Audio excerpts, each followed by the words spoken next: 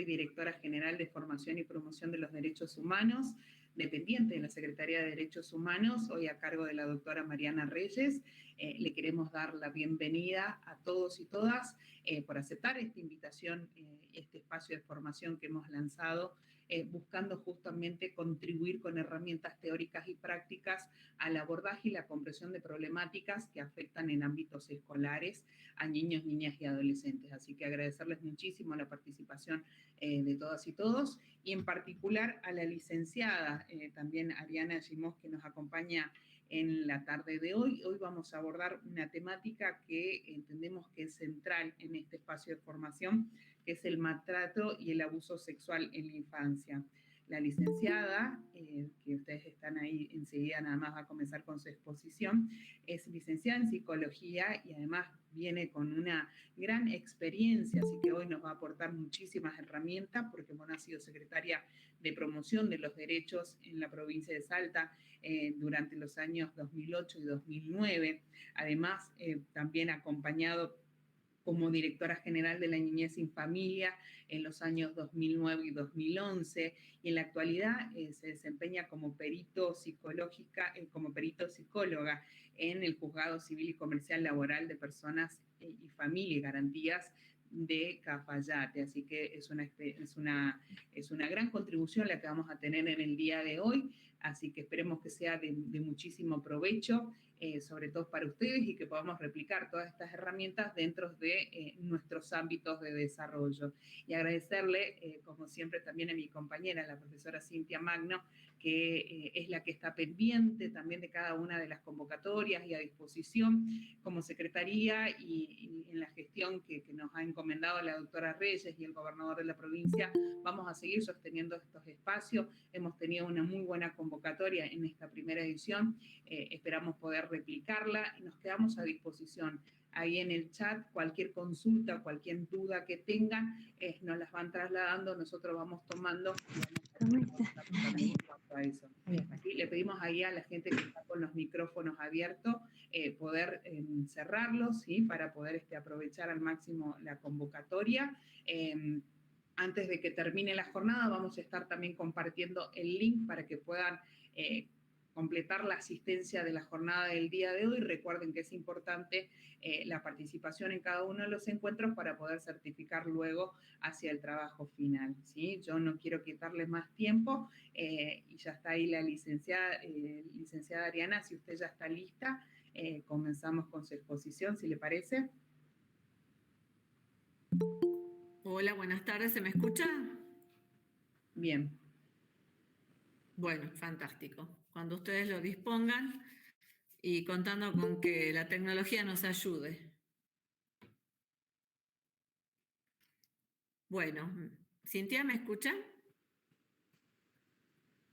Y se te escucha bien, Ariana, así que vos cuando digas, bueno. empezamos. Bueno, primeramente un agradecimiento para la Secretaría de Derechos Humanos, en la persona de la doctora Mariana Reyes, y a la Dirección General de Promoción y Formación de Derechos Humanos, en la persona de Eliana Yuchuy y de Cintia Magno, con quien he tenido el placer de trabajar hace mucho tiempo, y con quien tengo un cariño especial. Aclarar en segundo lugar que más allá que mis funciones anteriores, yo no he ocupado el cargo de secretaria de promoción de derechos, sino el de director de Niñez y Familia de la provincia, y anteriormente el de jefa del programa de violencia familiar de la provincia del Poder Ejecutivo, para que quede claro. Bueno, la idea del planteo de este tema, pensando en que el auditorio es de docentes, tiene que ver con la idea de acercar algún tipo de herramientas para intervenciones más acertadas en el caso de tener conocimiento dentro del ámbito escolar de las situaciones que se presentan y tener intervenciones más acertadas que no contaminen el resto del proceso que se da a partir de develarse una noticia de abuso o de maltrato. Pero para empezar con eso, mejor dicho, para llegar a hablar de las intervenciones más acertadas es necesario plantear una serie de cuestiones anteriores que todos debemos tener claro, ¿no? El maltrato infantil y el abuso sexual dejaron de ser un problema de salud para transformarse en una problemática sociopolítica y cultural, ya que la problemática dejó de configurar, mejor dicho, nunca configuró un síndrome, ni mucho menos una enfermedad que se tiene que curar o que es factible de ser curada, ¿no? Se trata de un problema mucho más complejo, mucho más amplio, y en este marco nuestra tarea de alguna manera es la de ser garantes de esa salud integral de esta infancia que tenemos que proteger. Ya no son otros alejados a nuestra familia, a nuestro vecindario, a quienes les pasan estas cosas, sino que el maltrato y el abuso están más cercanos de lo que nosotros podemos pensar. En la antigüedad, el niño era considerado como un adulto en miniatura, aproximadamente en el medioevo, y durante muchos años más tarde, el niño ha sido considerado como un ser cognitivamente incompetente, sugestionable, con una memoria deficitaria e incapaz de separar la realidad de la fantasía.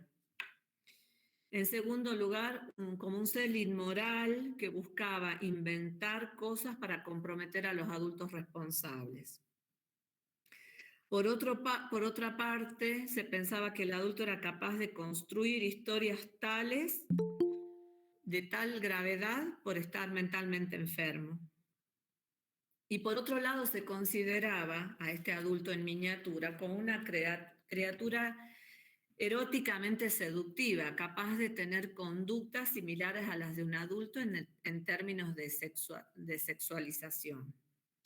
Pero estas conceptualizaciones han cambiado sobremanera, aunque podríamos decir que en algunas instituciones, en algunas familias, en algunas personas, todavía quedan restos de estas conceptualizaciones. Por eso, la mayor parte de las veces cuando un niño nos habla de esto, pueden aparecer respuestas en relación a estas conceptualizaciones.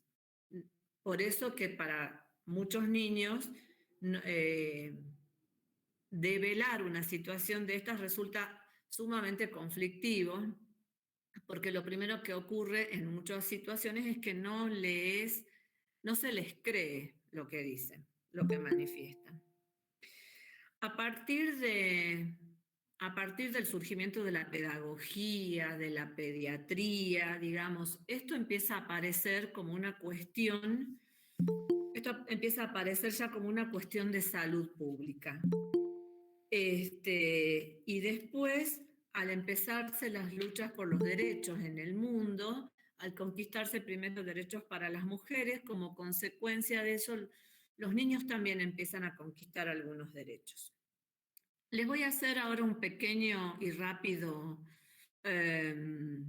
repaso por algunos jalones históricos que tienen que ver con cómo esto ha ido cambiando a lo largo de la historia y llevándolo básicamente para nuestro país. Voy a ver si puedo compartir el Power ahora. Me gustaría saber si se ve. ¿Cintia? No, no se ve nada todavía. ¿No se ve? Espera. A ver. A ver, no me acuerdo cómo lo hicimos. Un segundo. Sí, no hay problema. Ahí está. No vamos a poder ver la presentación de diapositiva porque sí. No ¿Ahora se puede ver? Ahora sí. Ahí se está ¿Ahora presentando. Sí. Bueno. No lo podemos poner como presentación de diapositivas porque igual sale muy chiquito. Y la verdad es la primera vez que hago esto por Meet, así que les pido muchísimas disculpas. Bueno, vamos a ir un poquito a esto. Como categoría de sufrimiento en la infancia, Hacia 1860, Ambroise Tardieu publica un estudio médico-legal sobre lo que llamaba tratamiento cruel y brutal hacia los niños y un libro sobre abuso sexual. Son los primeros textos que se registran donde se empieza a problematizar esto. En 1870, en el Reino Unido, Josephine Butler publica un libro sobre explotación de niños y prostitución infantil, lo que le llevó básicamente a la pérdida de trabajo como primera sanción, porque primero por ser mujer y segundo por publicar estas cosas. Hacia 1880, en Francia, Alfred Fournier publica un libro sobre simulación de ataques sexuales en niños. Este autor hacía todo un desarrollo acerca del cual argumentaba que los niños simulaban los ataques sexuales y con la sola intención de atacar a algún adulto que no quisiera. Posteriormente, Brovardel, que era discípulo de Tardieu, en una de sus frases de sus libros decía: las niñas acusan a sus padres de ataques sexuales imaginarios sobre ellas o sobre otros niños, pero lo hacen con la intención de obtener libertad para entregarse a la propia promiscuidad. Fíjense todavía cómo está la concepción de que el niño era un adulto en miniatura. Hasta 1896, Freud, en sus primeros escritos, La etiología de la histeria, creía haber encontrado la fuente de la enfermedad mental en experiencias tempranas de abuso sexual. Teoría que después abandonaría al decir: mis histéricas me mienten, porque de los relatos que obtenía de sus pacientes terminaba afirmando que en realidad lo que le relataban eran fantasías. Teoría que tiempo después, digamos, fue considerada a medias por el mismo Freud, porque en algunos casos sus histéricas relataban fantasías, pero en otros casos podía pensarse que realmente habían sido víctimas de situaciones de abuso. En 1932, Ferenczi, que fue discípulo de Freud, edita un libro que se llama Confusión de lenguas entre el adulto y el niño, donde señalaba que eran demasiados los indicadores de trauma y postraumáticos disociativos como para pensar que lo que relataban estos niños eran fantasías. Y comenzó ahí a dársele por primera vez entidad de verdad a todos estos relatos.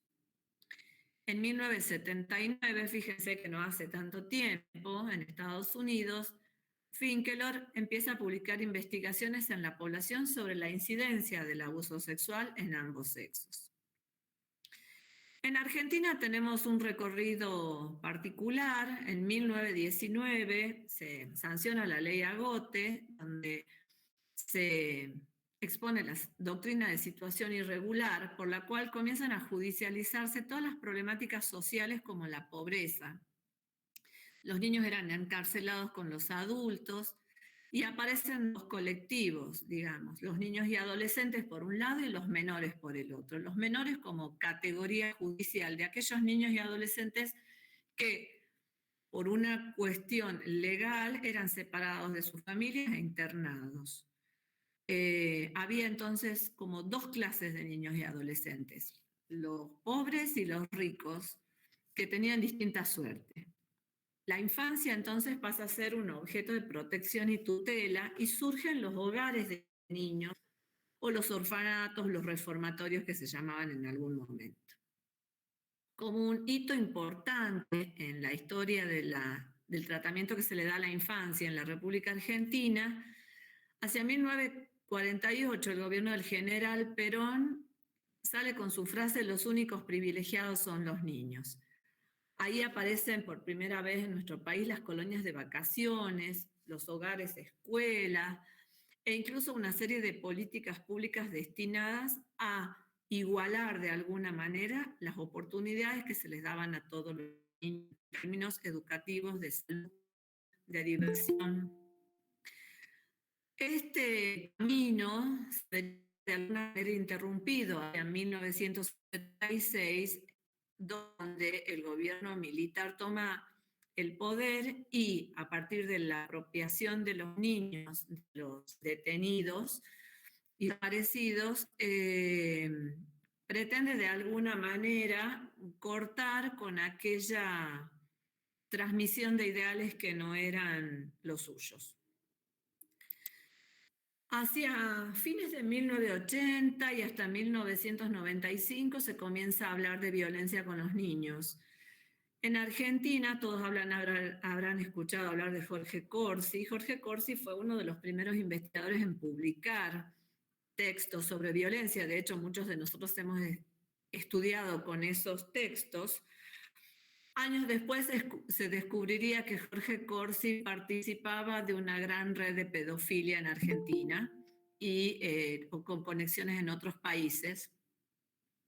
Bueno, a partir de eso empezamos a confirmar muchos de nosotros estas cuestiones de la disociación que presenta el abusador, el maltratador, cosa que vamos a ver después, ¿no? Es decir, alguien que puede presentarse de una manera con una fachada altruista, con una fachada defensora de los derechos, aún así trabajando con personas y que a la vez oculta una cara totalmente opuesta. En 1987, otra cuestión que de alguna manera modifica la vida de las familias en Argentina es la sanción de la ley de divorcio. En 1998, en la ciudad de Buenos Aires, la primera ley de protección integral. Hacia 2005, la Ley de Protección Integral de Niños, Niñas y Adolescentes, la 26061, y a partir de ahí llegamos hasta nuestros días con una serie de cambios en relación al paradigma. El niño ya no es objeto de tutela, sino sujeto de derecho, tiene derecho a ser oído, y a partir de ahí comenzó proceso de reconocimiento de derechos, tanto para las mujeres, para los niños y para minorías hasta nuestros días, como por ejemplo la ley del matrimonio igualitario, la ley de interrupción legal del embarazo, etc. Todas estas cuerpos legales que van a tener de alguna manera impacto sobre el movimiento de las personas y las familias. En nuestra provincia en este momento entonces nos manejamos con la vigencia de la Ley 7403 de protección de víctimas de violencia familiar, la 7888 que regula la protección contra la violencia de género, la 7986, solamente para ilustrar, la Ley Nacional 26485 de violencia contra la mujer, que tiene un título larguísimo, y la 26061 de protección integral de niñas, niños y adolescentes. Bueno, vamos a aclarar en principio un poquito acerca de los conceptos con los que nos vamos a manejar. El concepto de abuso sexual infantil que vamos a tomar es el siguiente, digamos, yo he elegido el de unas colegas que son investigadoras hasta la actualidad en el área de la justicia.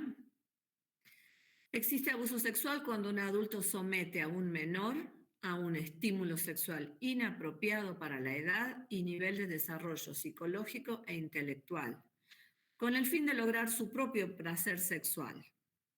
También se considera abuso sexual cuando el agresor, sin ser un adulto, es al menos 5 años mayor que la víctima y esta es menor de 16 años de edad.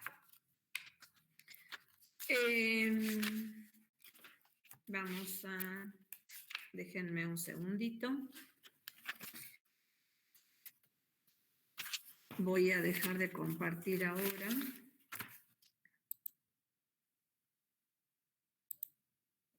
A ver, deje de compartir, ¿no? ¿Cintia? Sí. Ya no se ve, ¿no? Ya no se ve el PowerPoint. ¿Por qué es importante definir el concepto de abuso sexual? Para manejarnos claramente con un mapa de situación y poder entender qué cosa está dentro del delito del abuso y qué cosa no. El abuso sexual infantil es una situación absolutamente compleja porque genera en el niño, en la niña, en la víctima, un clima de confusión primeramente, Confusión, ¿por qué? Porque el que tiene que protegerlo y cuidarlo y acercarse de una manera tierna, con un afecto tierno, en realidad se le acerca eróticamente. Entonces, el niño o la niña víctima de abuso se siente confundido por este acercamiento por parte del adulto.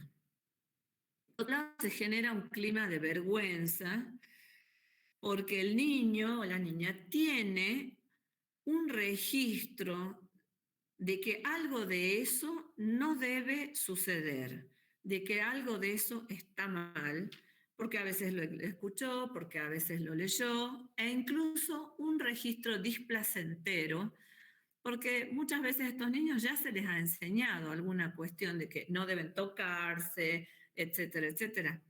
Entonces hay un registro de vergüenza. Por otro lado, también es un clima de miedo, porque la mayoría de las veces las víctimas de abuso son amenazadas por el perpetrador del abuso. Y las amenazas pueden ir desde te voy a matar, le voy a matar a tu mamá, lo voy a matar a tu papá, en el caso de abuelos o tíos, o en el caso del padre, bueno, si vos hablas de esto, la familia se va a quedar en la ruina, no van a tener que comer porque a mí me van a meter preso. Y también, digamos, a las amenazas se suma una suerte de descrédito a la palabra del niño. Bueno, vos si hablas nadie te va a creer, todos van a pensar que estás inventando. Entonces, todas estas cosas hacen que para el niño sea muy difícil negarse a esa actividad que se le requiere y que en general no llega a comprender. De hecho, algunos niños pueden comprender el acto cuando lo sufren, pero muchos de ellos lo llegan a comprender recién cuando develan eso y empieza un proceso, o cuando llegada la pubertad o la adolescencia, todas esas vivencias sexuales se resignifican con la nueva información de la sexualidad que llega en esa época. Ahora, no me quiero ir por las ramas y perderme del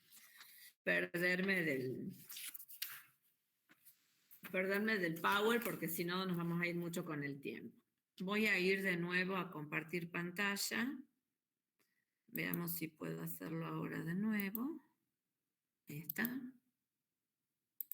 Ariana, ¿sabes que Sí. una profe dice que podés ir a presentación diapositiva y dice que ahí ya se agranda la imagen? Pero lo hicimos hace rato y no sé si... A ver, veamos. Probemos. No sé si ven, ¿cómo lo ven? Sigue igual. ¿Ya lo sigue igual? Sí, ¿Y los sigue demás? igual.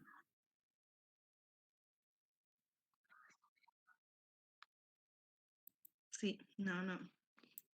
Así que bueno, seguimos como estábamos entonces. Bueno, sí, yo por eso me parecía... A ver, dame un segundo que voy a salir de esta parte y voy a volver a entrar como estaba. ¿Será que no puedo salir?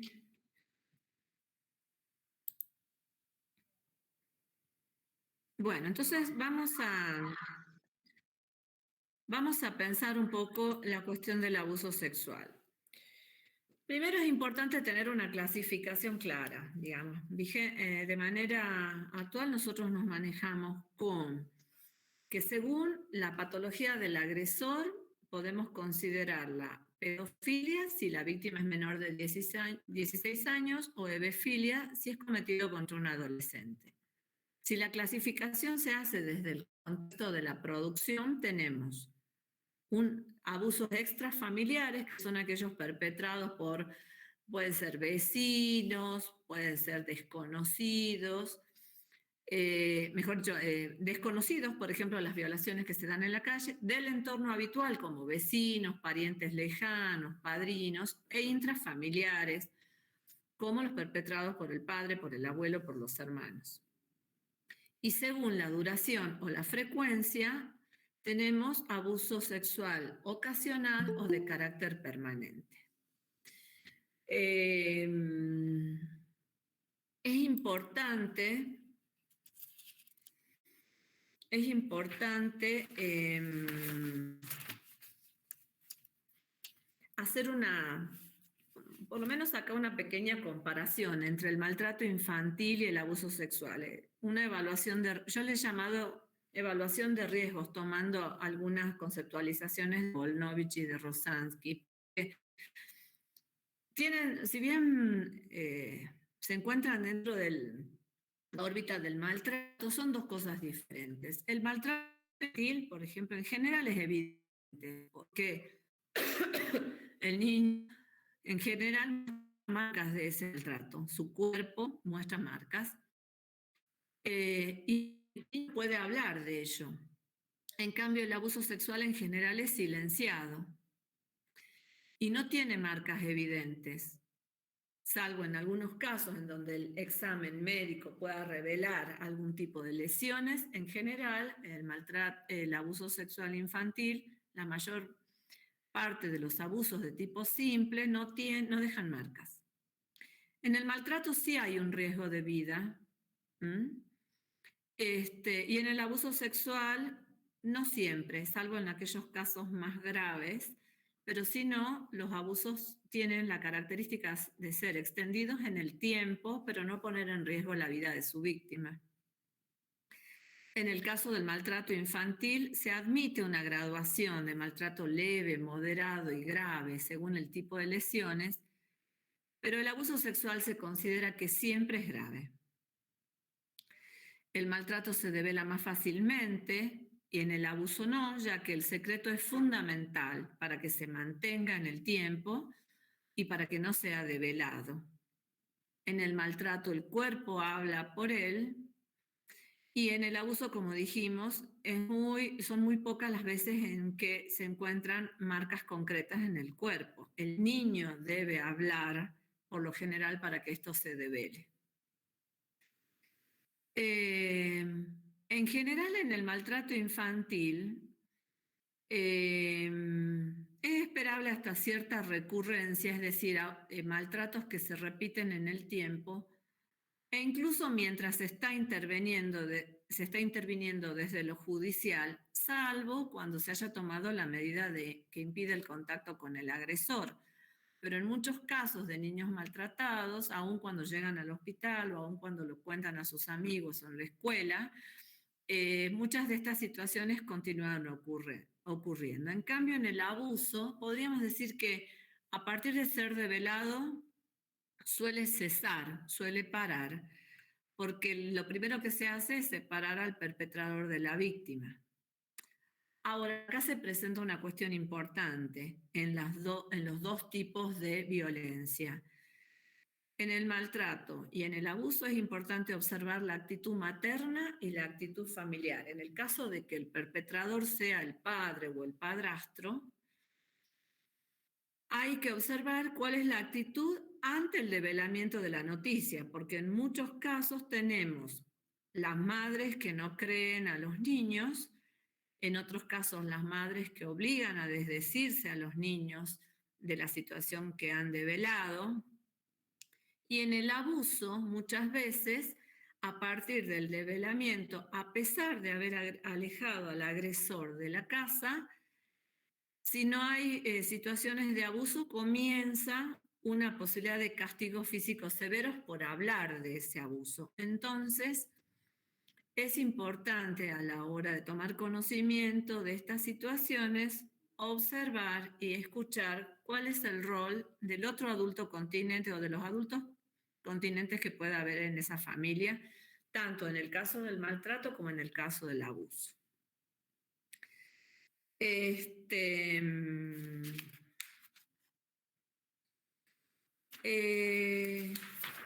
Ariana, como les había dicho, Ariana, no se está viendo el power, ¿no? ¿sí?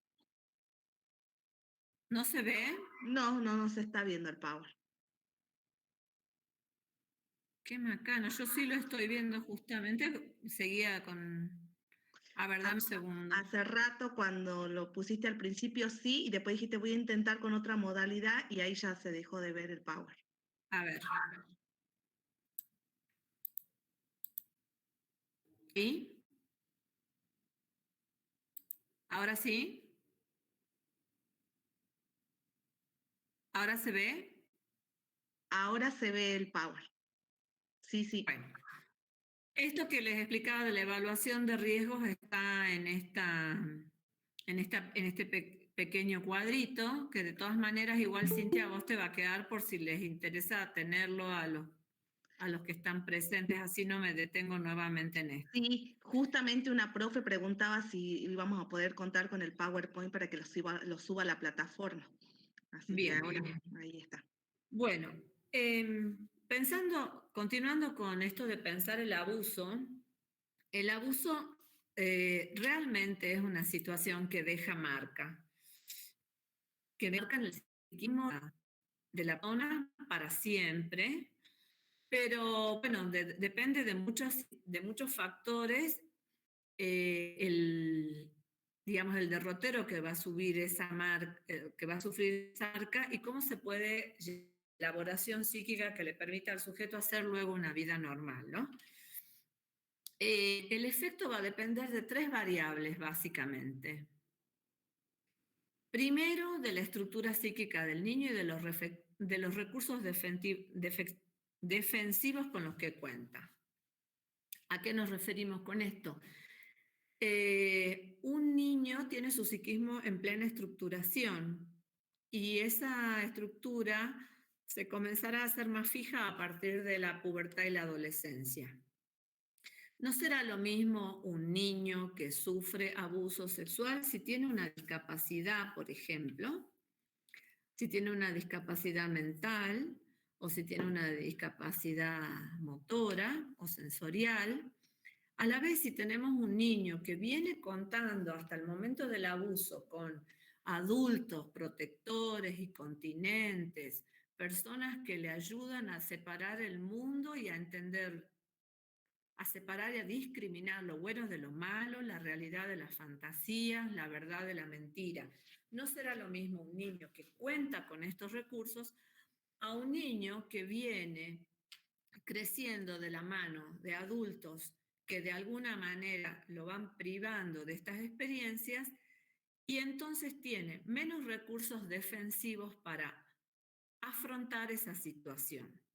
Ni hablemos de niños que tienen a lo mejor una estructura que se va tornando dentro de la psicosis o dentro de lo que nosotros le llamamos patologías del desvalimiento, es decir, aquellos chicos que no tienen las experiencias básicas de sostén emocional y que van a arribar a esta victimización de una manera prácticamente desarmada. Por otro lado, el efecto de este abuso va a depender de la capacidad y la disponibilidad de la familia o el entorno para dar contención y respetar los tiempos de elaboración psíquica. ¿Por qué decimos esto? Porque cuando un niño, niña, un adolescente decide hablar sobre esto, percibe de alguna manera la cuestión, pero no tiene del todo la idea de que está tirando una bomba dentro de la familia. Yo le llamo una bomba porque prácticamente después de que el niño habla, la familia explota, ¿sí? La familia explota porque se rompe en pedazos, porque va a haber alianzas, porque va a haber personas que le van a creer, personas que no le van a creer, que lo van a poder contener o que no.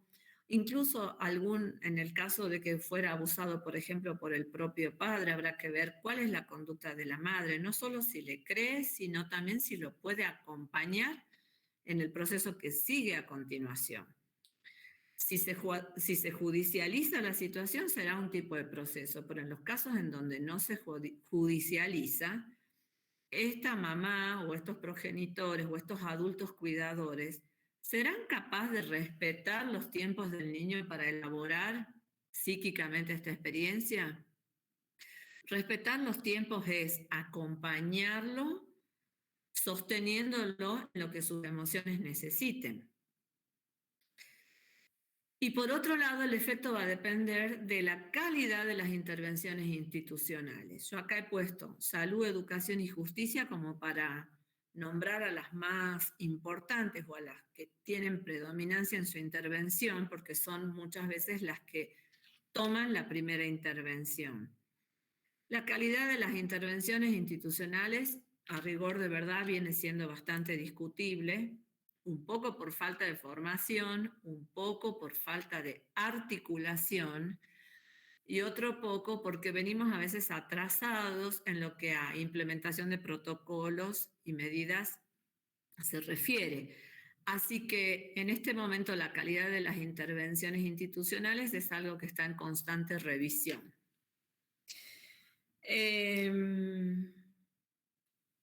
Por supuesto que las intervenciones institucionales, hablando de la justicia, son mucho más que largas.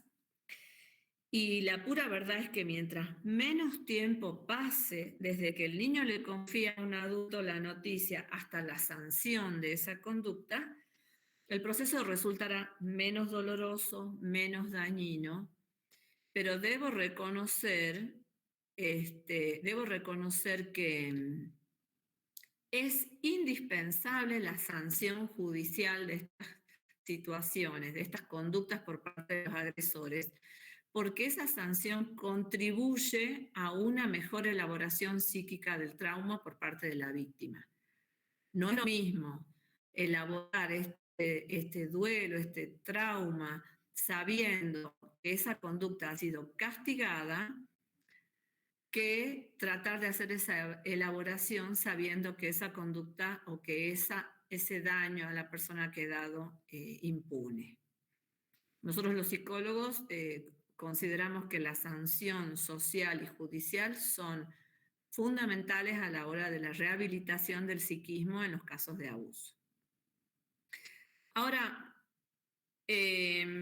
Ariana, te aprovecho para interrumpirte que justo el profe Claudio Luna levantó la mano.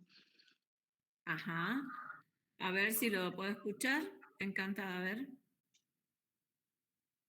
Vos avísame porque yo mientras paso el power no puedo ver la pantalla completa. Profe Claudio, ¿se lo puede escuchar ahora? ¿Se puede habilitar el audio? Porque tiene desactivado el audio, profe. Ahora sí. A ver. No se lo escucha, profe.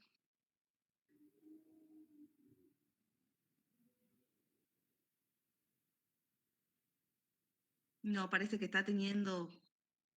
No se lo escucha, profe.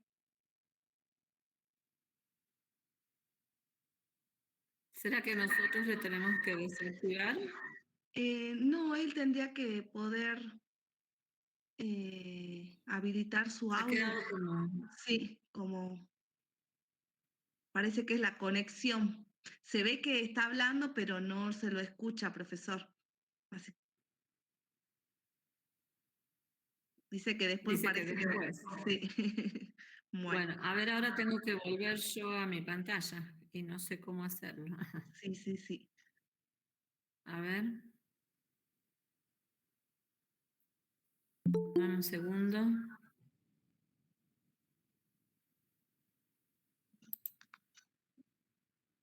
No sé si alguien quiere consultar algo hasta aquí. ¿Ahora se ve de nuevo el power? Sí, ahora se ve. Bueno. Si les parece, continuamos. Vos te pido, por favor, Cintia, que me avises cuando haya alguna pregunta o algún comentario. Sí, yo le aviso. Bien. Sí. Bueno, se me había ocurrido... Ariana, mira, ¿sí? Justo Marcelo Cañada levantó la mano. A ver, vamos a ver si lo podemos escuchar. Bueno. A ver, Marcelo. Marcelo, te escuchamos.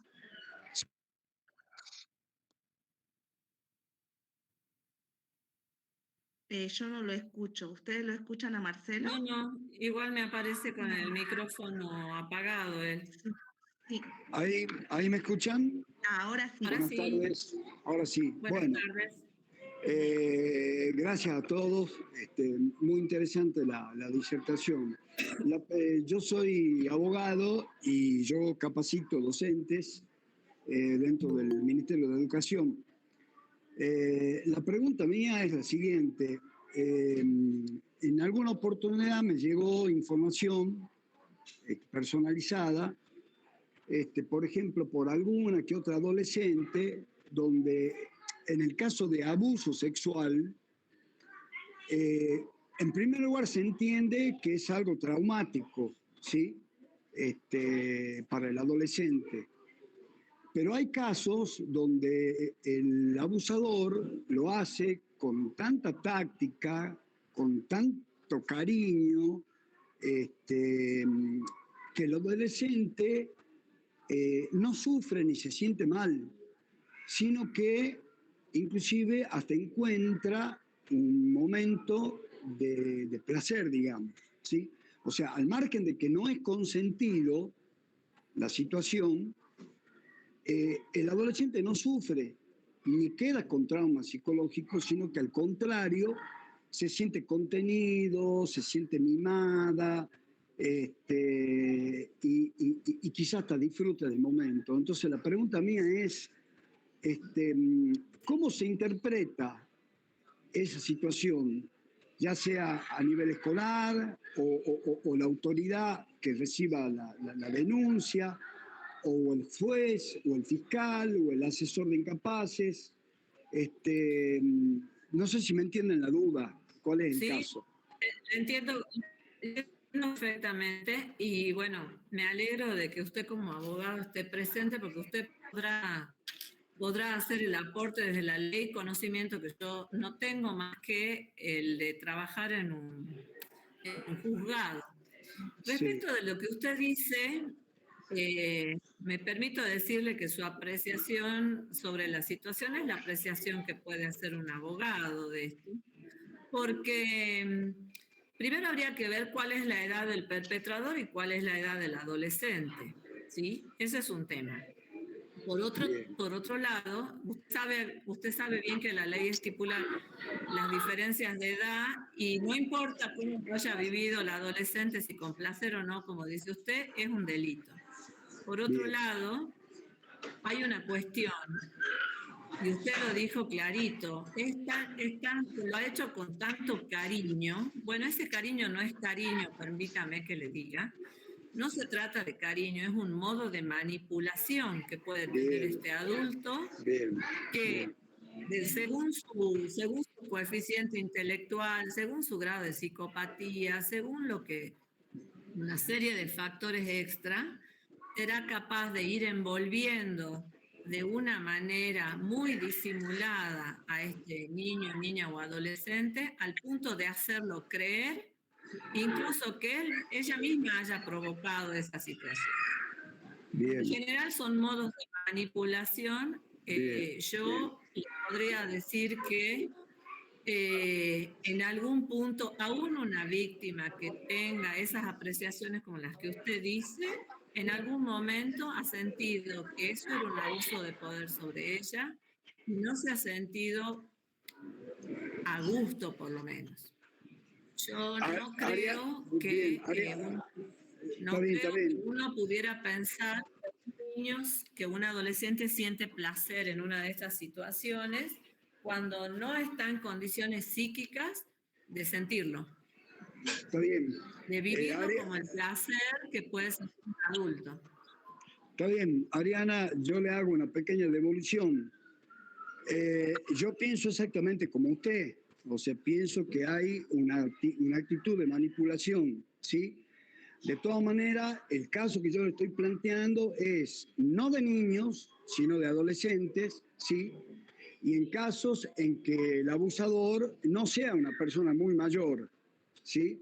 O sea que simplemente le lleve un par de años de edad.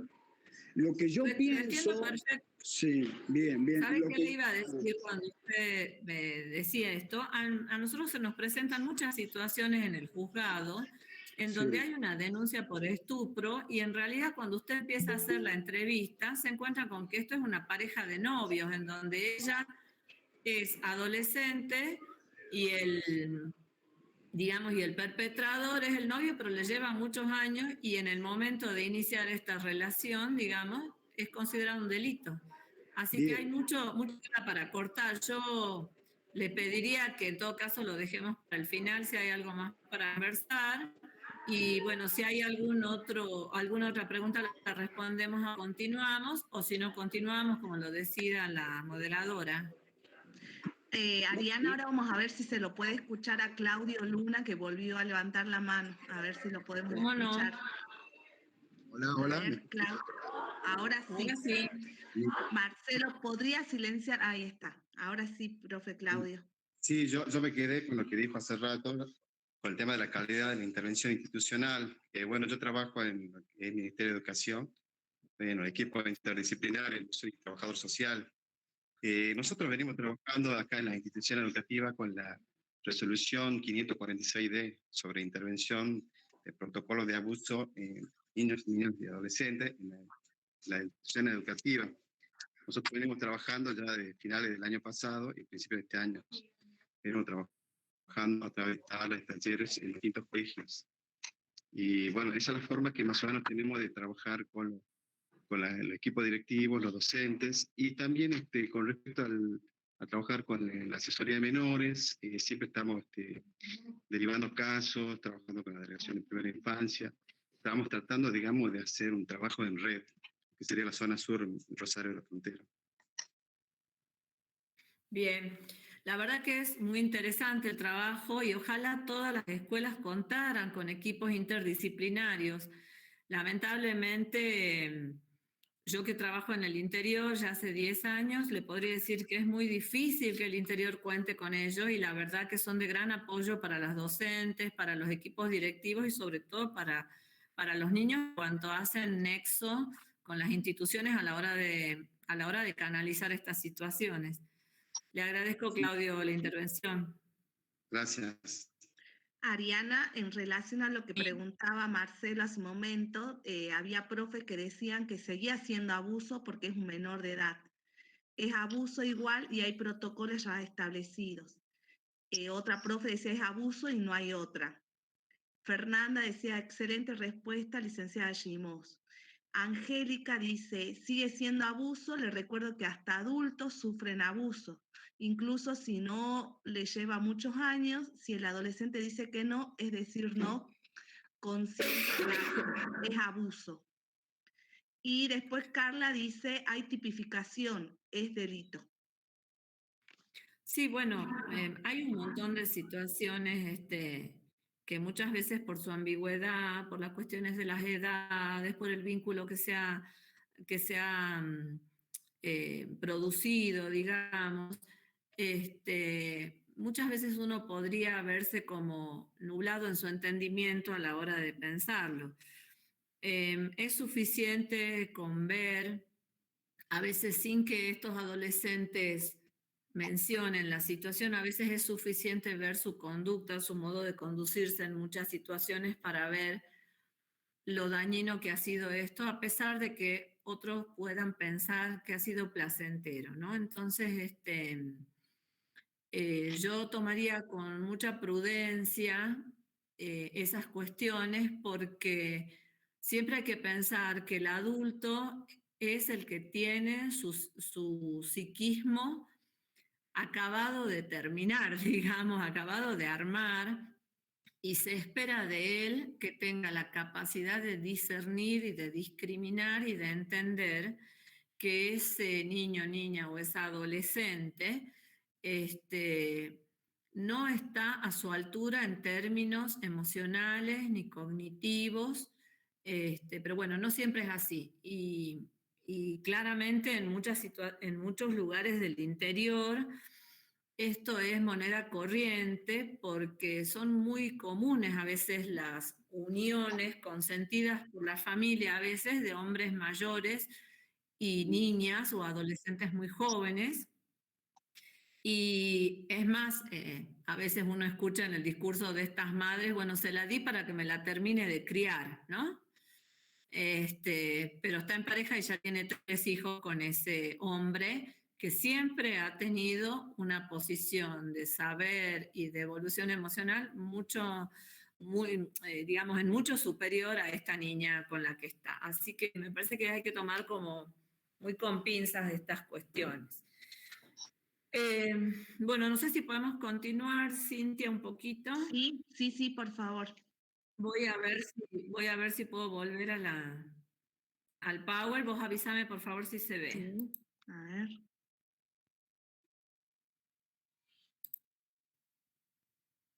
¿Se puede ver ahí o no? Ahora sí. Este es como un cuadrito como muy, muy sencillo, porque la verdad es que ante tan compleja problemática resulta difícil hacer cuadritos, pero podríamos pensar que en la escuela se puede tomar contacto con esta información de dos maneras. Directa, cuando un niño lo plantea en primera persona, es decir, esto me pasa a mí, o de manera indirecta, cuando un niño, por ejemplo, lo cuenta a los compañeros y los compañeros son quienes hablan con la maestra. Sabemos que como representantes del Estado, todos aquellos trabajadores de salud, de educación, de instituciones estatales, tenemos obligación de hacer la denuncia cuando tenemos conocimiento de esta situación. Si bien hay diferentes maneras de encararlo, usualmente lo que observamos es que el docente transmite esta información a la autoridad escolar y a partir de ahí se pueden encarar diferentes maneras de hacer conocer a la justicia esto o de pedir protección para la víctima. A través de la denuncia policial, a través de una denuncia en una fiscalía, en Salta Capital y algunos de los lugares del interior en oficinas de violencia familiar y de género. Hay en el norte, en Capital y creería que en Joaquín B. González, pero por ejemplo en Cafayate y otros juzgados no tenemos oficinas todavía, y en las asesorías de menores. En el caso del lugar donde yo estoy trabajando en este momento en Cafayate, las escuelas hacen una presentación escrita, una nota a la asesoría de menores incapaces, y ahí se inicia un proceso de investigación que idealmente busca no revisar, no les podría asegurar que eso ocurre en los... Porque, bueno, la situación de abuso sexual a todos los operadores que trabajamos en esto nos confronta con una serie de cosas básicamente de situación. Entonces, muchas veces cada operador que va interviniendo nuevamente pregunta a este niño cosas, generando, digamos, un revivir a este niño y lo revictimiza. Entonces, un poco por eso vamos a tomar esto de la revictimización un poquito más adelante, vamos a volver. Tanto en el caso directo o indirecto, el camino que va a seguir, digamos, esta información tiene que ver con un pasaje de algo del orden privado a lo público a través de la denuncia y de las intervenciones institucionales. Ahora, en la otra columnita hay algunas cuestiones que yo he puesto ahí sintéticamente, pero que me parece importante considerar entender qué hace el docente que recibe esa información, ¿no? El docente, el directivo. Primero, en función de la experiencia que vamos teniendo acá, yo les diría que lo importante es no interrogar a ese niño. Cuando tenemos conocimiento de esa información, llevar a ese niño a un ambiente de privacidad, donde se puedan evitar interrupciones, distracciones. La persona que hable con él, en lo ideal tendría que estar calma, tener una actitud cálida y acogedora hacia ese niño, y obtener solo la información que surja. Esa información que surja la podrás anotar en un papel, pero después. Lo ideal sería no anotarla delante de ese niño, porque ese niño puede inhibirse y dejar de hablar.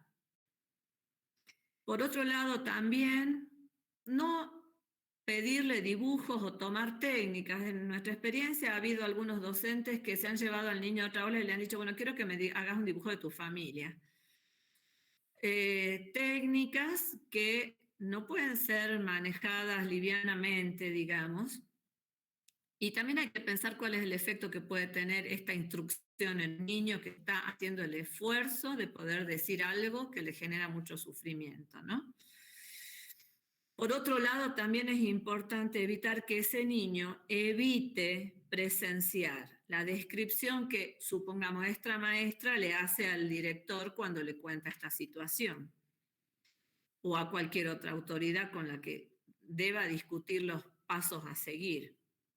Es importante que el niño no esté presente en esto. Por otro lado, también es importante evitar confrontarlo con el perpetrador. ¿Por qué digo esto? Que por ahí cae de maduro, pero en algunos lugares, sobre todo en algunos lugares chicos, como los pueblos, todos nos conocemos, ¿no? Los docentes, el verdulero, el carnicero, yo, todos nos conocemos, tenemos una cierta familiaridad en los lugares pequeños. Y entonces, a veces es muy factible que alguno diga, pero ¿cómo? Si yo lo conozco a fulanito, no puede ser capaz de eso. Fulanito es bárbaro, mirá, colabora con la cooperadora escolar, bla, bla, bla, bla, bla, bla.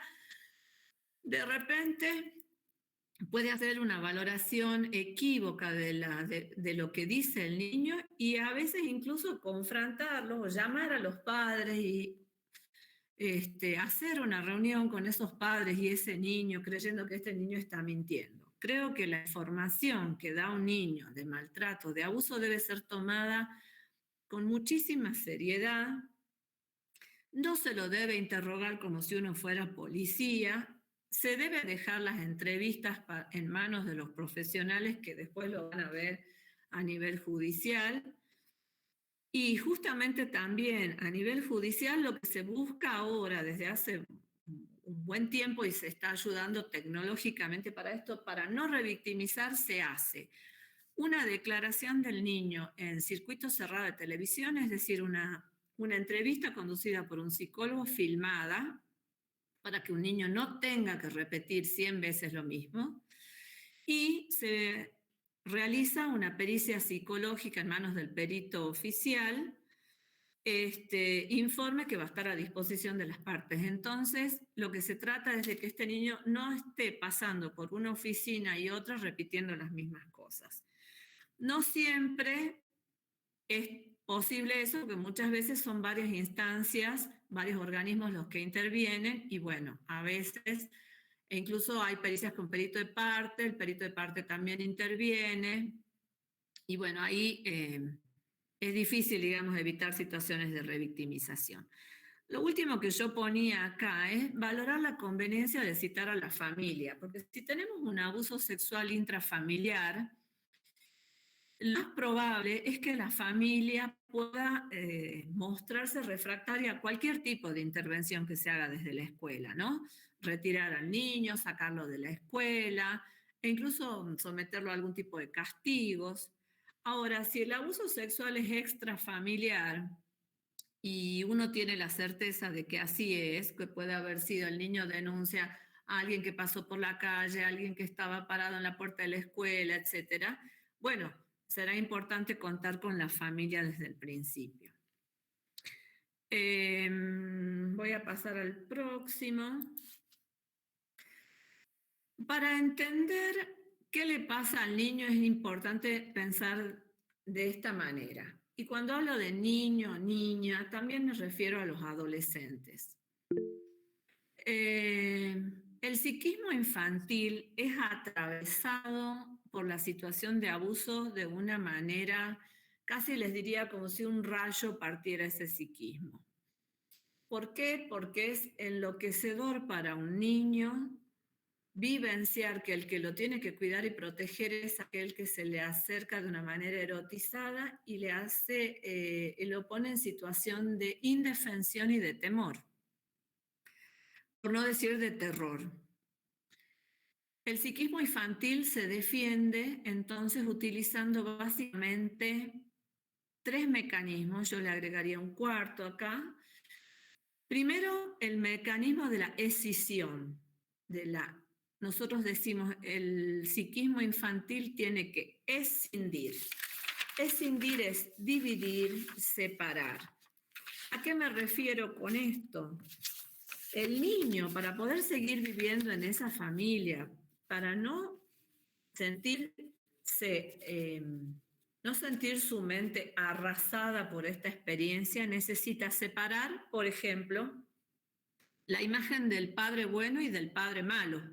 Es decir, el padre que le puede festejar el cumpleaños, que le hace regalos, que le dice, tené cuidado con los extraños en la calle, pero que a la vez es el que lo abusa.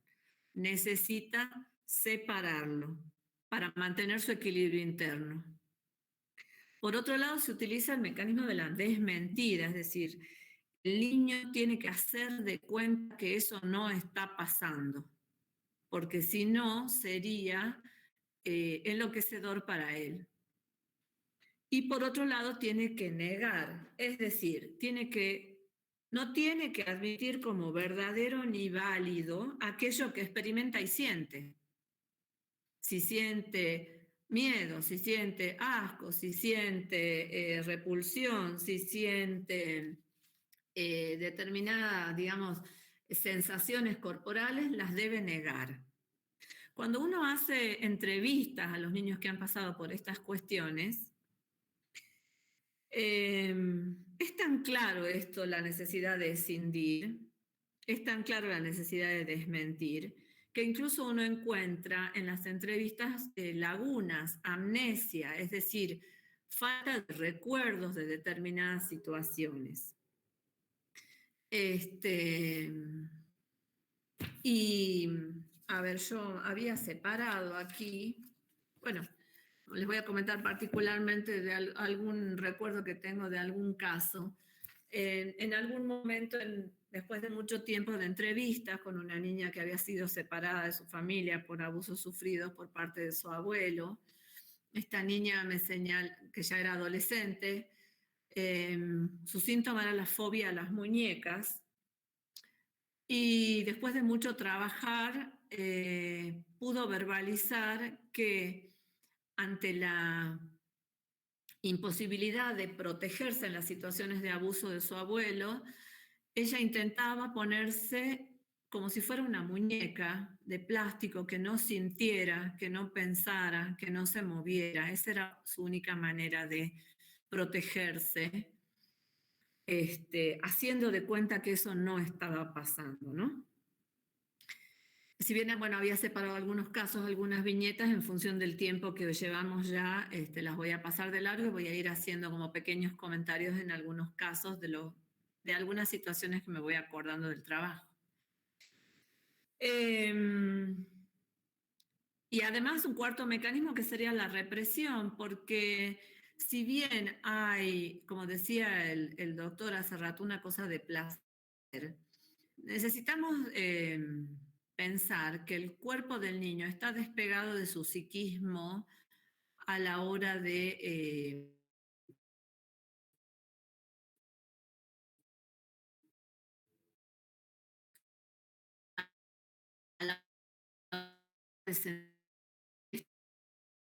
del placer y conectar el placer sexual, el placer del órgano. Hay una excitación en la piel o en los órganos que hayan participado de esta situación. Podemos hablar de una excitación, pero no podemos hablar de un placer sentido. Y eso muchas veces reaparece en la adolescencia o en la pubertad. Por supuesto que en las entrevistas un niño que denuncia esto siempre va a negar que ha sentido placer, porque lo que ha sentido no es placer, es una excitación física, nada más, que además va a estar ligada a algo terrorífico, por lo cual, digamos, a futuro esa excitación física va a estar cargada no de emociones positivas, placenteras, haciendo, por supuesto, efecto en su vida adulta, ¿no? Bueno, y por supuesto este psiquismo arrastrado va a vivenciar esta situación como un trauma. Nosotros estamos escuchamos mucho en televisión hablar de trauma, trauma, trauma, pero bueno, no, hay que esclarecer un poco qué significa esto del trauma. Se considera traumática toda aquella vivencia que es suficientemente importante en montos de información, en monto emocional, en monto de energía, tan importante que el psiquismo no la puede absorber en su momento. Por eso un trauma es un abuso, un accidente, una catástrofe, es decir, una experiencia que el psiquismo no está preparado para absorber.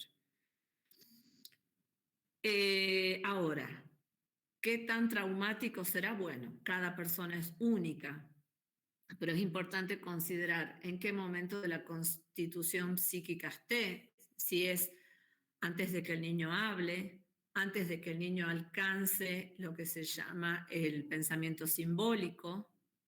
Hay niños que han sido abusados antes de adquirir el lenguaje, apenas lo pudieron expresar a los 3 años, y eso aparece nuevamente a lo mejor a los 12, a los 13 años, en una conducta de juego sexual con un niño menor, porque al no haber pasado por el lenguaje, ese niño tiende a repetir cuando aparece nuevamente esa cuestión. Aparece de nuevo en la pubertad los impulsos de la sexualidad, y si eso no fue hablado, puede aparecer en forma de conducta, hasta que se puede empezar a hablar, por supuesto. Ahora, si el niño ha sufrido esto durante la latencia o durante la pubertad, seguramente tendrá otra significación. También va a depender de la historia del niño, de cómo era su historia familiar, cómo era la dinámica de esa familia hasta que eso apareció.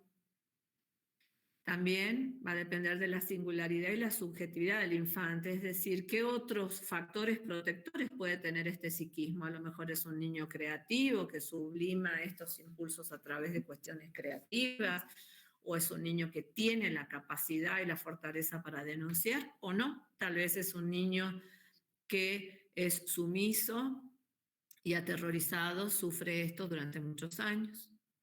También esto va a depender un poco de la duración. No es lo mismo haber sufrido esto 1 o 2 veces que decir, bueno, de los 3 a los 7 años fui abusada. Las características del abuso también, si bien no queremos ahondar en cuestiones morbosas, pero no es lo mismo un abuso simple que puede tener que ver con algún tocamiento o la exposición o hacer ver al niño fotos y pornografía, a cuestiones que tengan que ver con un abuso sexual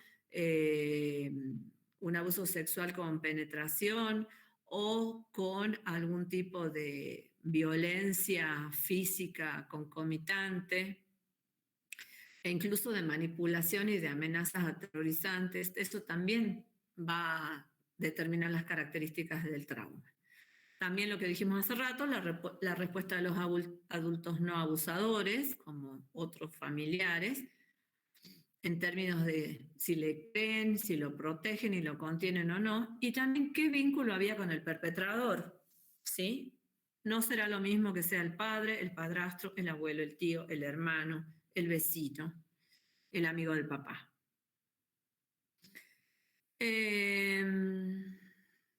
Bueno, voy a dejar de compartir un momentito. Ariana, aprovecho para Sí. también decirte que Marcelo volvió a levantar la mano junto con Claudio. No sé si quieres que le demos la palabra o continuamos. No sé cómo vamos con el tiempo, si no lo dejamos para el final. Sí, ¿no? Porque estamos justo con el tiempo para que podamos abordar la última parte del Power, que le va a servir mucho a los docentes. Vamos a hablar un poquito sobre el maltrato y sobre las pautas para intervención. Sí. Bueno, en realidad vamos a pasar un poquito a hablar de maltrato, porque el abuso sexual por sí mismo es algo que en general a todos nos impresiona de tal manera que en general todo es lo que lleva mucho de nuestra atención y nos olvidamos un poco de la cuestión del maltrato.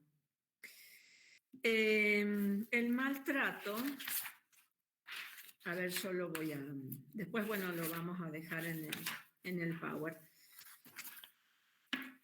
El maltrato lo vamos a tomar como, ya me fui de la filmina esa, así que la voy a pasar por alto para no atrasarme.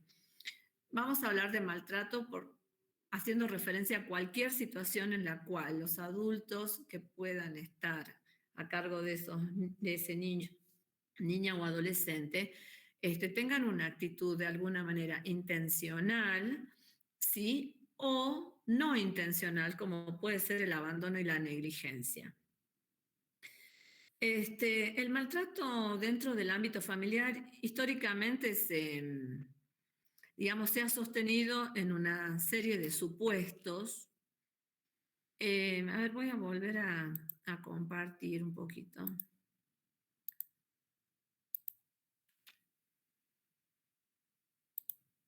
Me gustaría que, me digas si se ve.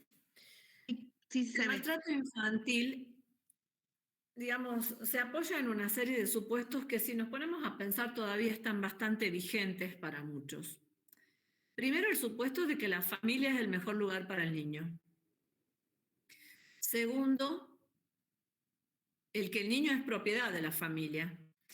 Desde una perspectiva patriarcal y androcéntrica que todavía tenemos vigente, digamos, el niño siempre ha sido propiedad de la familia e incluso propiedad de la madre.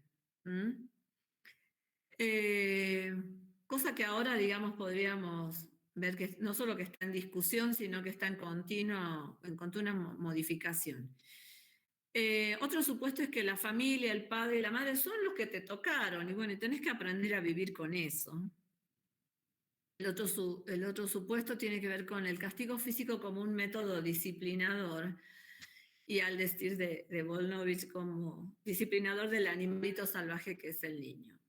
Y otro supuesto, yo lo puse con esta frase común, que es los trapitos sucios se lavan en casa, pero tiene que ver con esta cuestión de que el padre y la madre son los únicos que dentro de las cuatro paredes de su casa pueden determinar de qué manera se disciplinan a los hijos y que eso es algo que no debe salir del ámbito privado.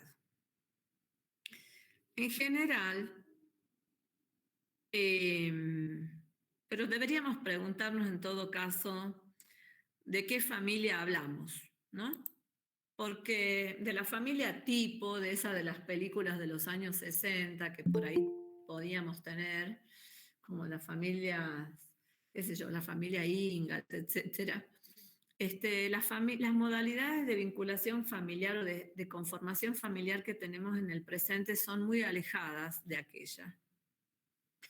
Tenemos, niños que sufren el abuso en la familia nuclear, el maltrato dentro de su familia nuclear, es decir, dentro de la familia de padre, madre y ellos, y hijos, la familia ampliada, considerando los abuelos, los tíos, las familias ensambladas, que son muchas en la actualidad.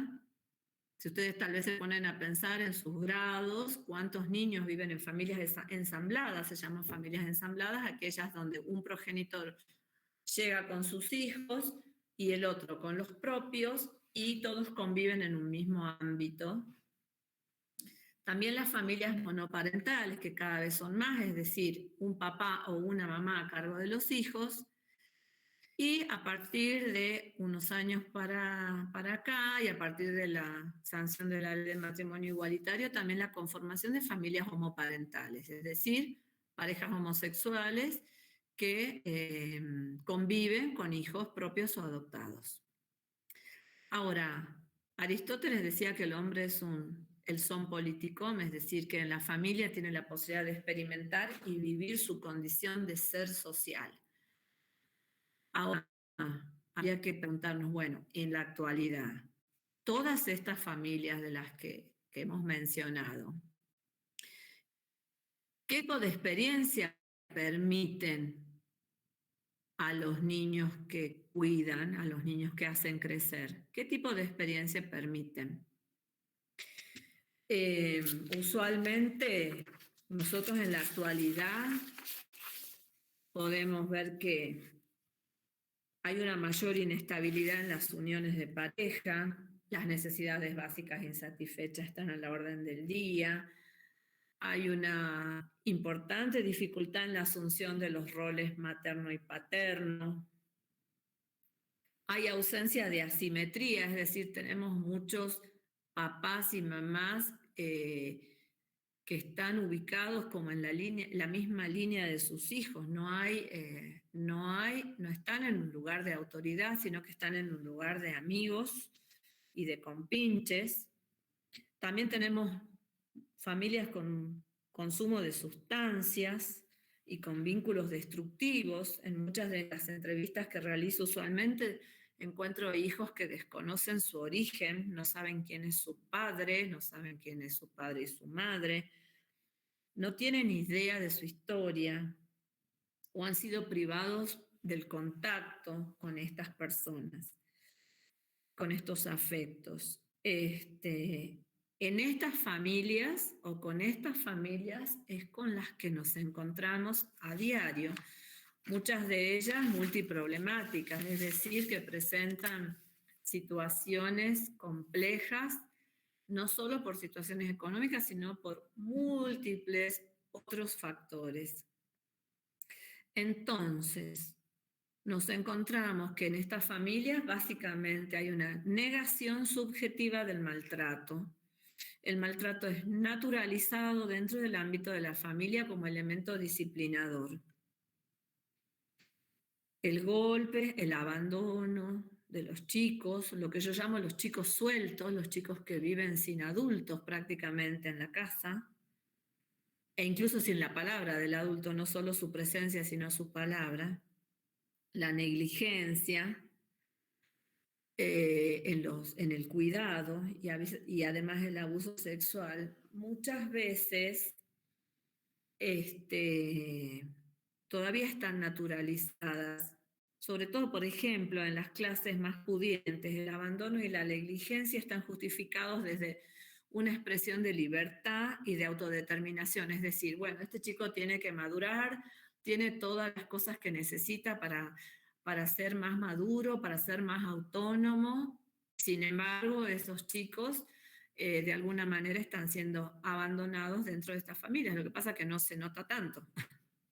No se nota tanto porque no hay una situación que es denunciada o develada, o no hay un maltrato que tenga que terminar en el hospital. Sin embargo, en muchas de esas situaciones, estos chicos son victimizados de la misma manera que si recibieran golpes.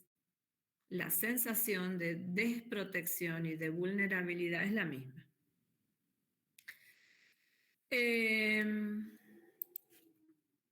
Ahora entonces, bueno, ¿qué es lo que necesita un sujeto experimentar en la infancia dentro de su familia? Y esto está importante, me parece interesante como para pensarlo en todas las familias. Y eso también nos permite y les permitirá a ustedes un poco observar y escuchar con otros ojos y otros oídos las conductas de los chicos en el aula. Por ejemplo, tiene que haber vínculos diferenciados por asimetría. ¿Qué quiere decir esto? No importa si es una familia ensamblada, homoparental, monoparental, no importa, pero tiene que haber vínculos diferenciados por asimetría. Es decir, hijos y padres no pueden estar al mismo nivel. Los adultos cuidadores tienen que ser aquellos que tengan la autoridad siempre. Pueden ser continentes, afectuosos, pueden ser cariñosos, pueden compartir muchísimas cosas, pero siempre tiene que haber una relación asimétrica. El niño tiene que saber que el adulto es autoridad y a la vez es a quien puede pedir ayuda, a quien puede pedir socorro, quien puede contenerlo y calmarlo.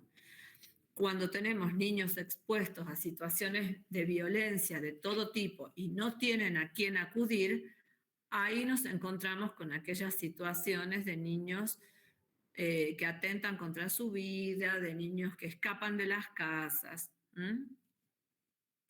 Bueno, en segundo lugar, figuras que ejercen autoridad y son continentes afectivos. Ejercer la autoridad significa marcar por dónde se puede ir y por dónde no se puede ir, marcar el territorio por el cual ellos pueden caminar y no, marcar a dónde empieza el peligro y a dónde está la protección. Y ser continentes afectivos tiene que ver con el límite también. Contener afectivamente no significa abrazar, besuquear, comprar regalos, hacer cumpleaños, sacarlos a comer todos los panchos que quieran, no. El límite es continente. Ustedes piensen en esta metáfora. Yo siempre le digo esto a los papás.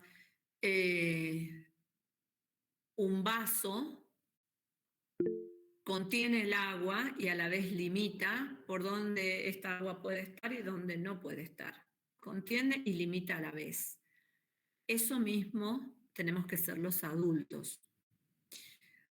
Otra cosa que necesita experimentar el sujeto en la infancia es que tiene que haber espacios y tiempos diferenciados. Yo sé que ustedes me van a decir, bueno, pero viven todos en una pieza, viven todos amontonados, entonces los chicos escuchan o ven cuando los padres tienen relaciones. Bueno, tiene que haber espacios y tiempos diferenciados y el adulto podrá esperar para tener su vida sexual al momento en que no estén esos niños. Tiene que poder esperar. Para un niño que escucha a sus padres o adultos teniendo relaciones, la situación no es una situación ni amorosa ni placentera.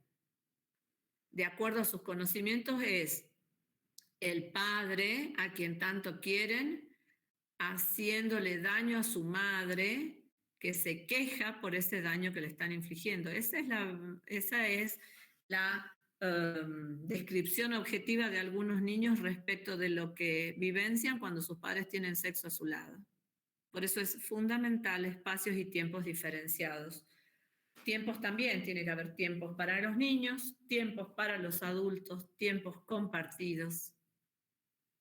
¿Qué otra cosa se necesita experimentar? La protección y el acompañamiento en el crecimiento. El niño tiene que saber que los primeros protectores que tiene están en su casa y que los que lo van a acompañar en su crecimiento o en sus problemas son ellos. A su vez, deberían atravesar la experiencia de que sus adultos cuidadores favorezcan su expresión emocional y del pensamiento. Piensen ustedes en su vida familiar infantil o en la que tienen ahora respecto de sus hijos, si favorecemos esos espacios o si lo han favorecido los adultos que nos cuidaban a nosotros. Nosotros venimos por ahí de una generación en donde se hablaba muy poco, se expresaba muy poco, la palabra del niño no tenía valor.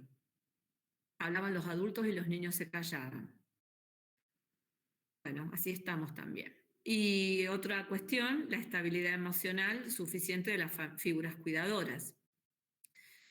Por supuesto que esto no es algo fácil de controlar, digamos. Lo esperable sería que los adultos cuidadores tengan una estabilidad emocional que les permita ser siempre medianamente predecibles y su conducta ser predecible para que un niño sepa que si está hoy enojado o está triste o está con un berrinche o le ha pasado algo o ha tenido una frustración, puede recurrir a ese adulto y va a encontrar medianamente siempre al mismo adulto. Ahora, tenemos un montón de situaciones en donde estos adultos cuidadores son tan inestables que un niño cuando va un día lo encuentra bueno y accesible, al día siguiente irritable, tirano, al día siguiente indiferente, al día siguiente violento, al día siguiente le compra un helado, al día siguiente. Entonces, la estabilidad de los adultos y estos otros puntos que yo puse arriba, en teoría, no importa dónde viva ese niño o niña, debería, para constituir su psiquismo de una manera más saludable, atravesar estas experiencias. Bueno, la verdad me hubiera gustado vernos más cara a cara, pero con estas cuestiones del tiempo voy a tomar solo estas dos últimas filminas para llevar toda esta reflexión que venimos haciendo a tratar de pensar intervenciones más acertadas.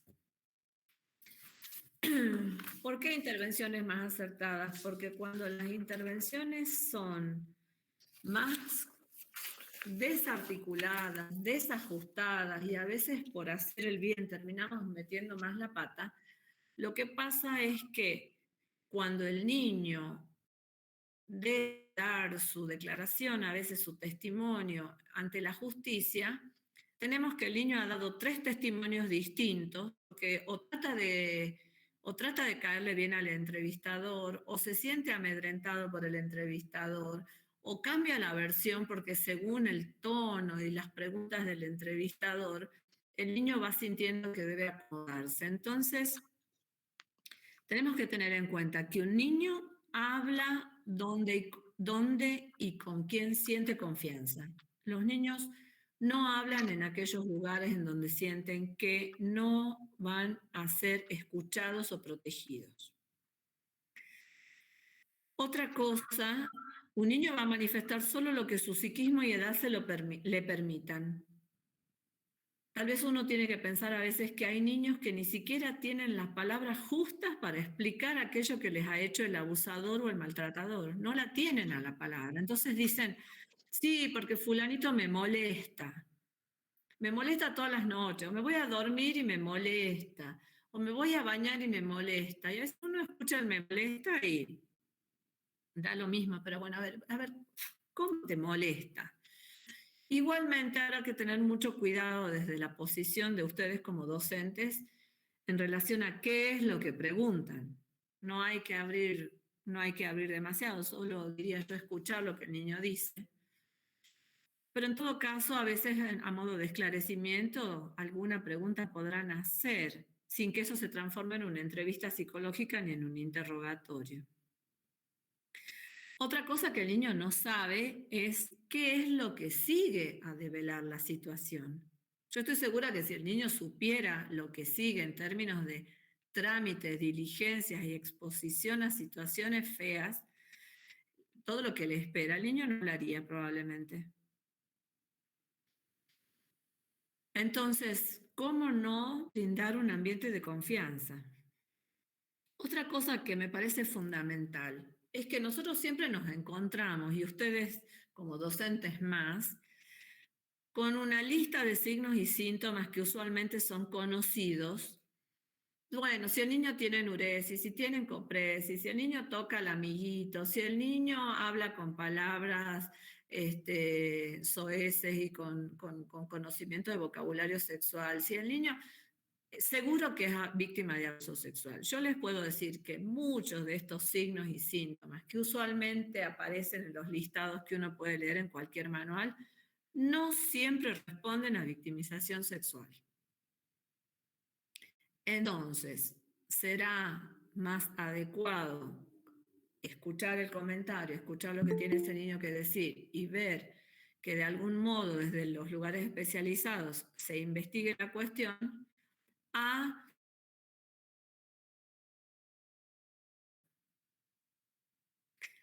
bueno, otro tema, rara vez hay testigos en el caso del abuso, entonces nos quedamos siempre con lo que dice el niño. El tema es, como les decía, en los lugares pequeños, bueno, el niño dice, sí, mi papá me hizo... Y no, ¿cómo vamos a creer que este papá o que esta mamá haya hecho esto? Otra cuestión importante tiene que ver con el secreto o la trama de victimizaciones que actúan a la hora de hablar del tema. Un niño cuando va a hablar de esto no pierde de vista quiénes pueden ser las demás víctimas de esto. Si hay otros hermanos, si es su propia madre, los que van a sufrir algún tipo de represalia por parte del abusador. Y acá tenemos 3 puntitos más que son fundamentales. Uno que es el supuesto de los niños siempre dicen la verdad. ¿Ustedes creen que los niños siempre dicen la verdad? Los niños siempre dicen su verdad, creo yo. Los niños, aunque nosotros no creamos, están muy al tanto de muchas situaciones, de muchas manipulaciones y valoran en su mente la conveniencia o no de decir determinadas cosas. Su verdad dependerá de dónde se hayan criado, de la verdad que se haya dicho, en la dinámica de la familia en la que han crecido. de si es una familia donde siempre se han ocultado cosas y siempre ha habido secretos, y los niños a eso lo saben. Los niños siempre dicen lo que les está pasando. Dependerá de la justicia investigar qué tan verídica sea esa denuncia o eso que dicen. Y sobre las falsas denuncias también existen, y uno podría pensar que las denuncias, ustedes piensen que alguien que va a denunciar a la policía está obligada a tomar la denuncia y no investiga si es verdad, mentira, qué posibilidades hay de que sea cierta o no. Pero algunos investigadores nos acercan que podemos encontrar 4 tipos de falsos acusadores. Muchas veces estas denuncias falsas o equívocas o ambiguas aparecen sobre todo en los litigios de divorcio o de cuidado parental, o que es lo que se llamaba tenencia antes, ¿no? ¿Qué personas podrían ser falsos acusadores? Primero, personas con serios trastornos de personalidad. Segundo, personas resentidas o vengativas, dice el autor, cuya obsesión es causar daño al excónyuge. También personas obsesionadas y preocupadas por la posibilidad de que su hijo haya sido o sea víctima de abuso sexual. Y aquí quiero hacer un punto, detenerme.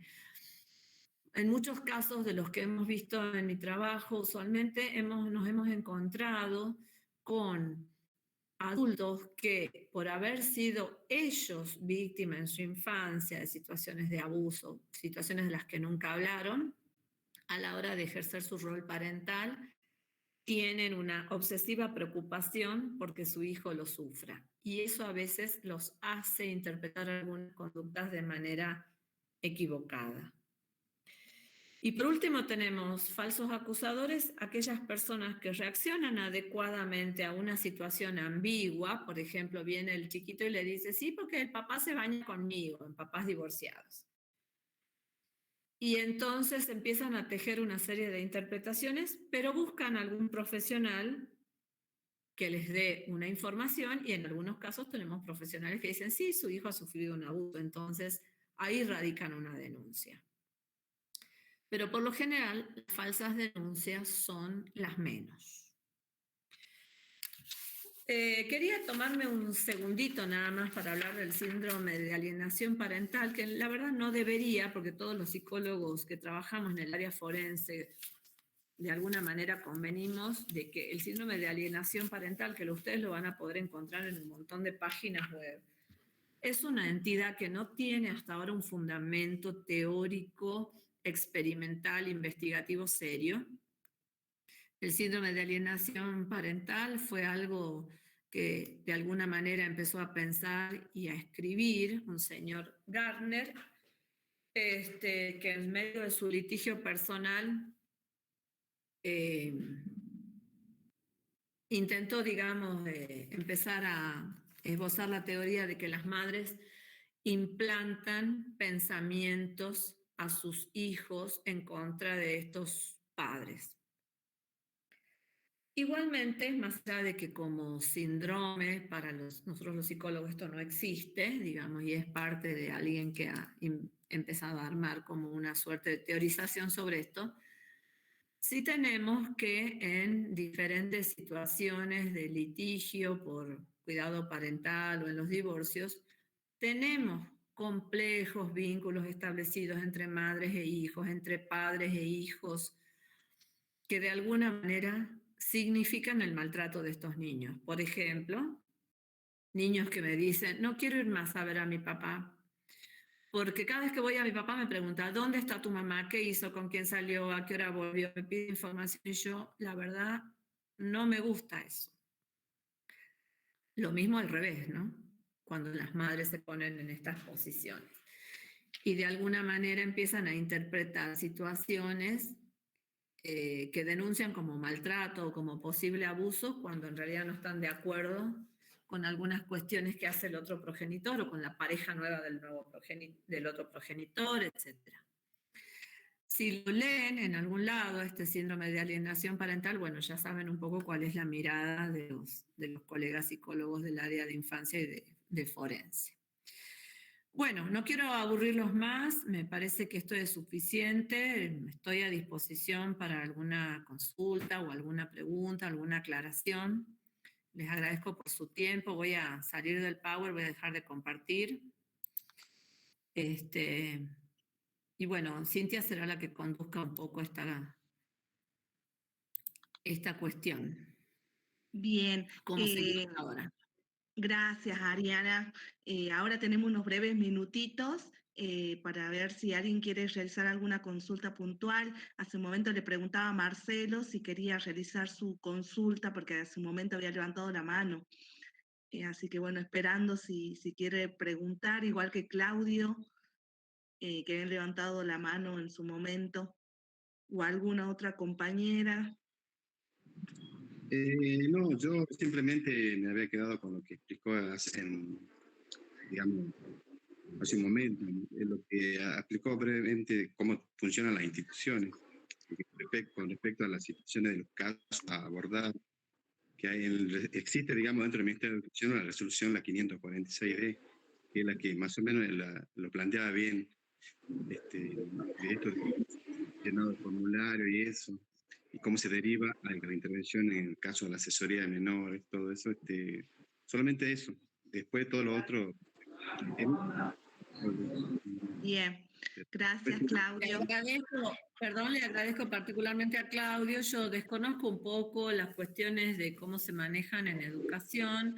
Un poco tengo solo la experiencia de este lugar donde estoy trabajando, pero bueno, desde hace unos años hasta ahora, desde en algún momento que yo trabajé junto con la gente de Secretaría del Ministerio de Justicia, con la doctora Matilde Alonso también en el armado de un protocolo que en aquel momento no se implementó. Me alegro que haya cuestiones claras para que ustedes puedan manejarse. Sí, gracias. Bueno, Ariana, mis últimas palabritas. ¿Me escuchan? No? Nada, simplemente no quiero abusar del tiempo, simplemente agradecerte por la claridad de tu exposición y creo que con la aclaración que vos hiciste, con lo que yo planteé sobre el tema de la posibilidad de un cierto placer, ¿no?, en la situación por parte de un adolescente, creo que tu aclaración deja todo muy claro porque pueden llegar a sentir una mínima excitación física que no es lo mismo que placer. Y a mi criterio es totalmente punible, ¿sí? O sea que hay una manipulación y cuando estemos en presencia de una situación que no sea consentida, ¿sí?, tiene que ser totalmente punible, ¿sí? Y obviamente que se considere un delito, ¿sí? Bárbaro, doctor, yo espero no haber pecado de soberbia al citar alguna cuestión legal, digamos, porque bueno, mi especialidad es la psicología y no las leyes, pero sí por lo menos es transmitir la experiencia y darles algunas herramientas a los docentes para pensar esta problemática. Muchísimas gracias. Gracias. Ariana, Fernanda decía que es un tema particular, que este tema en particular es sumamente importante y es bueno saber la clara vinculación con la educación sexual como esencial, como contenido transversal, ¿no? Sí, Eso sí. también. A mí me parece fundamental la educación sexual en las escuelas. Creo que es una ayuda importante para que los chicos puedan como empezar a tener claridad desde muy pequeños acerca de estas cuestiones y de que el autocuidado, enmarcar la cuestión del autocuidado en relación al cuerpo y a las, digamos, a no ser víctima de situaciones de abuso sexual, enmarcada en una cuestión general de autocuidado, ¿no? Autocuidado en la alimentación, en el sueño, en la recreación, pero también de autocuidado emocional, digamos, enmarcar estas cuestiones, no dejar la educación sexual digamos, abandonada solamente a cuestiones de tipo corporal. Y una cuestión que me parece fundamental y que lo veo todos los días también en las entrevistas. Yo hace 25 años que soy psicóloga. Empecé con mi residencia en el Hospital Ragone y desde ese entonces he pasado por salud, por educación, por niños y familia, por discapacidad, y he podido ver muchas de estas situaciones. Y lo que noto es que hay todavía una gran desconexión de lo corporal, genital, con lo emocional. Creo que tenemos que ser desde lo familiar, pero también desde el lugar en el que estamos en lo laboral, transmisores de una sexualidad abrazada a lo emocional, abrazada a los sentimientos. No funcionamos como animales, no debemos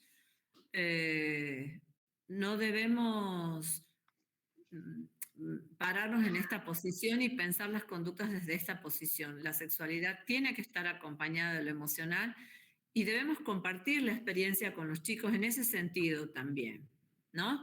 Los chicos pueden saber muy bien cómo cuidarse, cómo tener su primera vez, etcétera, etcétera, pero también tienen que poder conocer de parte de los adultos cuidadores qué es enamorarse, cómo se siente enamorarse, cómo se siente querer compartir algo más con otro, cómo se siente emocionalmente estar con otra persona, cómo se siente uno cuando lo dejan, cuando se pelea, cuando lo abandonan, cómo se siente delante de eso. Todo eso es parte de una educación integral.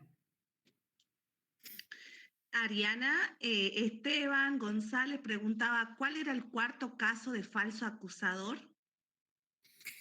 Bueno, el cuarto caso tiene que ver con aquellas personas que pueden hacer una denuncia porque tuvieron conocimiento de una situación X, que puede tener que ver incluso con costumbres distintas. Por ejemplo, en la casa de fulanita el papá se baña con ella, ¿sí? O duermen juntos, entonces esa persona o esa mamá o ese vecino tiene la idea de que puede haber una situación de abuso. Y si es en el caso de su propia familia, recurre a un profesional y si ese profesional le dice, sí, su hijo o su vecino, o sea, fue abusado, esa persona va a ir a hacer una denuncia que a lo mejor la hace de buena fe, con algunas herramientas o algunos elementos, pero que no es una denuncia de una situación realmente de abuso, ¿sí? Entonces, esas son quizá las más inocuas, podríamos decir, porque en las otras sí hay una clara intencionalidad, o en aquella otra en donde digamos, el adulto tiene como un pensamiento obsesivo respecto de esta cuestión. Bueno, tiene que ver con alguna alteración en el psiquismo del adulto, pero en el cuarto caso sería eso, digamos. Bien. Y por último, Carolina expresa, me encantó el aporte excelente, la verdad que impecable. Mi duda es saber cómo actuar al descubrir una situación de abuso desde el lugar de maestra, ¿qué es lo primero que se hace? Soy docente de nivel inicial. Muchas gracias. Bueno, un poco ya lo expliqué. Me parece que la situación de tomar conocimiento del abuso muchas veces lo confronta a uno con muchas cosas. Primero, con la propia historia de uno. Segundo, con el impacto que a uno le produce esta situación cuando un niño se la cuenta. Que puede dar bronca, que puede dar repugnancia, que puede dar tristeza, angustia. Entonces, bueno, uno tendrá que ver la manera de tener calma y brindar un ambiente acogedor y cálido para que ese niño pueda hablar. En principio, lo ideal sería que no esté más que esta persona con el niño, ¿sí? Segundo, otra cosa que les decía, que cuando esta docente tenga que transmitir a su directivo o al equipo, como decía Claudio, de esta situación, que eso no lo hagan delante del niño, porque el niño escucha todo eso y puede seguir, se puede inhibir, puede cerrarse, puede dejar de hablar, puede decir que era mentira después lo que dijo. Por lo que dice Esteban acá, dice al ser un delito de instancia privada, bueno, no son de instancia privada los abusos, están considerados como algo público, entonces tenemos que intervenir. Bueno, y lo que les decía, tratar de no investigar de más, escuchar lo que el niño dice, tratar de no interrogar, de no, solamente a lo mejor podrá hacer alguna pregunta como para esclarecer un poco la situación, tratar de brindarle seguridad, tratar de decirle, bueno, a partir de esto que vos me has dicho, yo voy a buscar la manera de que te ayudemos. Para eso, como decía Claudio, las escuelas tienen, digamos, ya digamos, una disposición por la cual tienen el modo de canalizar esto. Básicamente el niño tiene que sentirse escuchado y protegido, ¿sí? No interrogado, no culpabilizado, no estigmatizado. Muchas veces los que escuchamos tenemos prejuicios, como por ejemplo esto de pensar que, ay, el papá es re bueno porque trabaja en la cooperadora, ¿cómo va a ser capaz de hacer esto? Bueno, ese ejemplo que lo di es porque es un ejemplo real, pero también tenemos nosotros una posición a veces ideológica que de alguna manera contamina el modo en el que escuchamos, en el que vemos y el modo que actuamos. Así que lo ideal va a ser poner en primer lugar al niño. ¿Mm? Bien. Nadie más expuso y muchos docentes y participantes expresaron ¿no? La gratitud de la disertación, de la explicación, muy buena exposición, excelentes aportes, ¿no? Muy clara, ¿no? Así que bueno, transmitimos. Bueno, yo muy agradecida de que se haya entendido, muy agradecida de prestar atención y de participar justamente en un horario de siesta en donde se hace bastante difícil estar conectado, atento y entusiasmado cuando uno está en medio de una jornada de trabajo y más volviendo de un feriado. Así que les agradezco a todos. Y bueno, estoy a su disposición. De todas maneras, digamos, todos los equipos que trabajan en las escuelas y todos los organismos del Ejecutivo, sobre todo las instituciones que están en Capital, tienen personal, la mayoría sumamente formado para poder trabajar estas cuestiones. Yo les agradezco la invitación, una invitación federal como para participar desde acá, desde el Valle Calchaquí, en algo que está organizado desde allá de Capital. Así que muchas gracias nuevamente. Gracias a vos, Ariana, gracias por tu tiempo, tu predisposición y desde el primer momento de decirnos que sí, ¿no? Para formar parte de esta propuesta. Así que bueno, Eliana, no sé si querés decir algo. A ver, Eliana, ahí está. Bueno, damos por finalizado. Gracias, Cintia, gracias, licenciada, y gracias, bueno, a cada uno de los participantes y asistentes. Y bueno, será en el próximo encuentro, ¿sí? Ahí Cintia les compartió el formulario para confirmar la asistencia, así que le pedimos a aquellos que no lo hayan hecho hacerlo a la brevedad, ¿sí? Para poder completar. Y bueno, nos vemos en la próxima jornada. Muchísimas gracias, licenciada. Ha sido un gusto escucharla, participar y seguir aprendiendo a la par suya y a la par de cada uno de los asistentes también con su participación. ¿Sí? Muchas gracias a ustedes. Gracias. Y antes, no me olvido agradecer a Yasmín, que está de la parte informática, de asistencia técnica, de educación, que ya está desde el momento cero y nos acompaña hasta el final. Así que por eso también, por sus aportes y su ayuda, también se hace posible, ¿no? Esta conexión. Así que bueno, muchas gracias también a Yasmín.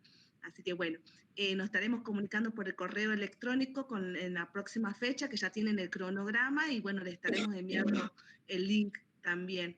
Sí, así que bueno, muchas gracias y ya se subirá el trabajo práctico también correspondiente a este módulo. Muchas gracias. Muchas gracias, Ariana, que termine una buena jornada. Gracias, profe, por participar. Gracias, Eliana. Nos vemos. ¿Me desconecto? Sí, sí.